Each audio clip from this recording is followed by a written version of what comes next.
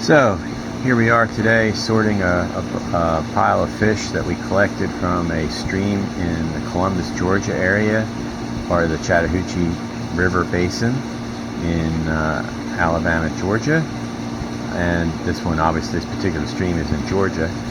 And I am going to sort these fish to species, and then I'm going to circle back again with you guys and show you how you sort fish. How do you identify minnows, in particular, minnows and suckers that are just a bunch of silvery looking fish unless you look closely. So I'm going to go over that real quick with a relatively easy group of fish to identify. So I'll be back in a few minutes after I get these fish sorted. Okay, after a fair amount of sorting, you end up with this grouping of fish right here, and I'm going to go through each one of them and tell you what they are and how you can tell them apart. We're going to start with the biggest pile of fish. This is a blacktail shiner. It is one of the most common species of shiner in the southeastern United States. It's found everywhere in reservoirs, rivers, and streams, but tends to be in larger systems. And this was the most abundant shiner we found in this creek, which was a larger than average creek. This is in the genus Cyprinella, and they have like a very silvery background, no lateral stripe whatsoever, and really distinct scales. It almost looks like they're wearing armor. They also have a lot of black in their anal and their dorsal fin, and a lot of other shiners that's a clear fin, but you can sort of see it in this fish. In contrast, the anal fin is completely clear, and that will distinguish it from others. Of course, they all have this really noticeable black spot on their tail. You can see that all these guys have it. So that's a very diagnostic thing for them. This is a weed shiner, ranges from very common shiner, ranges from Texas to Florida. It has that lateral stripe on it. The anal fin has a lot. The last 3 or 4 rays have black markings on it. It has these markings on their nose, kind of like almost a mustache, but they don't have it on their nose. So they just have it on the sides. So that, in this particular basin, that makes this very diagnostic for a weed shiner. Now, a closely related one is this guy. This is a coastal chub. It looks a lot like that weed shiner that I just showed you. The big difference is it has the markings on the nose like the weed shiner does, but those markings go all the way around the nose. And speaking of the nose, the other thing that really is diagnostic for this fish is the location of the mouth. Now, the weed shiner has a terminal mouth, meaning it's right at the nose and it opens straight up, but these guys have a subterminal mouth. So here are 2 fish that look a lot alike, and I'm just going to show you how you can quickly tell these apart. The top fish is a coastal chub, the bottom fish is a weed shiner, and you can see that they kind of look alike. They got that stripe on them. You got kind of a weird little spot-like thing on their tail, separated from the stripe. If you look at the mouth, you can see. Notice that there's a nose above that mouth on the top fish. That is a subterminal mouth. And if we can get the other one, and if you look at the mouth on that bottom fish, notice that there is no nose. It goes right to the end. Notice how the bottom fish, the mouth is right at the tip. When it opens straight ahead, and that top fish, the mouth is on the bottom. So when it opens, it's actually slightly downward facing. That is how you tell these 2 critters apart. And the mouth location is a very important diagnostic when you're looking at fish like minnows that can have a lot of different species that do a lot of different things. Where the mouth is often tells you more about how this animal feeds fish with terminal mouths, which bass all have a terminal mouth, are what you would expect them to be, pretty much predators. Fish that have a downward facing mouth tend to be more of a detritus feeder, or if they're not a detritus, they're specializing on things that are into detritus, like worms and certain kinds of insects.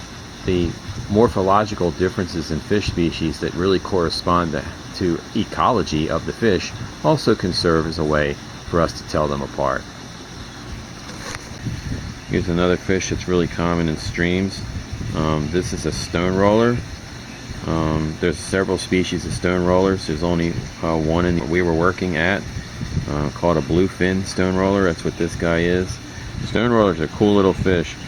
They have this cartilaginous bottom lip that you can kind of see there. It looks like a clown lip almost, right? It looks like a clown mouth down there. And they use that to scrape algae off of rocks. These are ones that you can easily see when you're out fishing.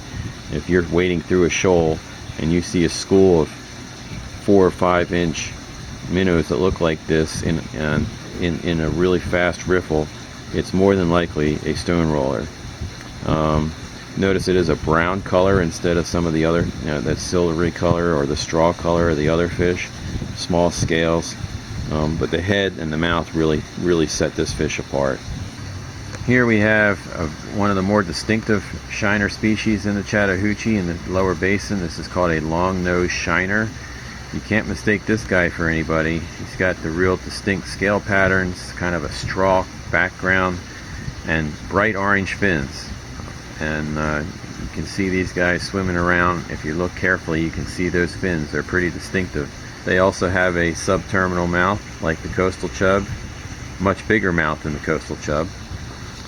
And they're found in sand habitats, and that's where we were sampling a lot in that stream.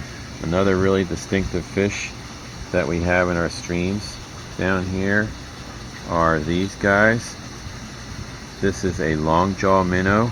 Kind of got that reptilian face to it. You can see it. Very distinctive. It has those little partitions in there. Kind of a squarish, well, kind of like a rectangular head to it. Also a subterminal mouth. This fish here is a sucker. You notice that it kind of looks like some of the other ones that we've seen, but look at the head here of this fish. Sort of like you would see in that stone roller, but that mouth is not a hard cartilaginous thing. It's soft, fleshy lips. So this is an actual sucker. Notice how much lower on the nose that is. That's the difference between a subterminal mouth and a inferior mouth. Is it's got a lot more nose under it, for one thing. So this is a baby sucker. It's probably a small Apalachicola red horse. There's another one that's spotted sucker that's much more widespread, but the greater jump rock and the Apalachicola red horse are found only in the Apalachicola Chattahoochee Flint Basin, the ACF Basin. So that's what we call an endemic species. They're pretty common. They're just not found anywhere else. In other words, their native distribution is exactly that of a shoal bass. But these are neat fish. These are a baby, probably born this year. Suckers spawn pretty early and they grow fast. So this is probably a fish that was spawned earlier this year. This is the process that we go through to identify fish. It is using what we call a dichotomous key, and that's a really fancy $20 word for just saying you have an endless list of either or questions to ask.